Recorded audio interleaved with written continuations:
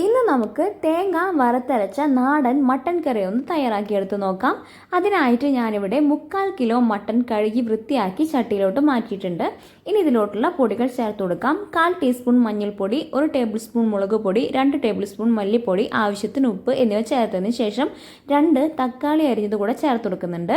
ഇനി ഇതിലേക്ക് 3 സവാള അരിഞ്ഞത്, എരിവിനാവശ്യമായിട്ട് 3 പച്ചമുളക്, ചെറിയൊരു കഷ്ണം ഇഞ്ചി ചതച്ചതും കൂടെ ചേർത്ത് കൊടുക്കാം.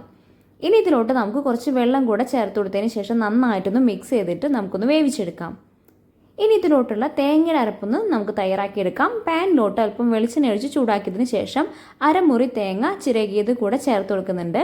ഇതിലേക്ക് പെരിഞ്ചീരകം, 2 ഏലക്കായ, 2 ഗ്രാമ്പു, 2 ചെറിയ കഷ്ണം പട്ട, കുരുമുളക്, പിന്നെ കുറച്ച് വെളുത്തുള്ളി, ചുവന്നുള്ളി എന്നിവ ചേർത്തതിന് ശേഷം നമുക്ക് നന്നായിട്ടൊന്ന് വറുത്തെടുക്കാം.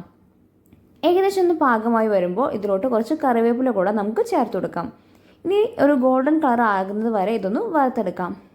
ഏകദേശം പാകമായിട്ടുണ്ട്. ചൂടാറിയതിന് ശേഷം നമുക്കിതൊന്ന് അരച്ച് മാറ്റി വയ്ക്കാം. മട്ടൻ ഏകദേശം നന്നായിട്ടൊന്ന് തിളച്ച് വരുന്നുണ്ട്. ഇനി ഇതിലോട്ട് നമുക്ക് കിഴങ്ങ് ചെറുതായിട്ട് അരിഞ്ഞത് കൂടെ ചേർത്ത് കൊടുക്കാം. ഇനി നന്നായിട്ടൊന്ന് വേവിച്ചെടുക്കാം. ഏകദേശം പാകമായിട്ടൊന്ന് വെന്ത് വന്നിട്ടുണ്ട്.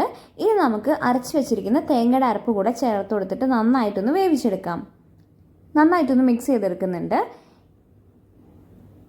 ഏകദേശം ഒന്ന് കുറുകി വന്നിട്ടുണ്ട് കേട്ടോ. ഇനി നമുക്ക് ഗ്യാസ് ഓഫ് ചെയ്യാം. ഇതിന് മുകളിലായിട്ട് ഞാൻ കുറച്ച് മല്ലിയില, കറിവേപ്പിലയും കൂടെ ചേർത്ത് കൊടുക്കുന്നുണ്ട്.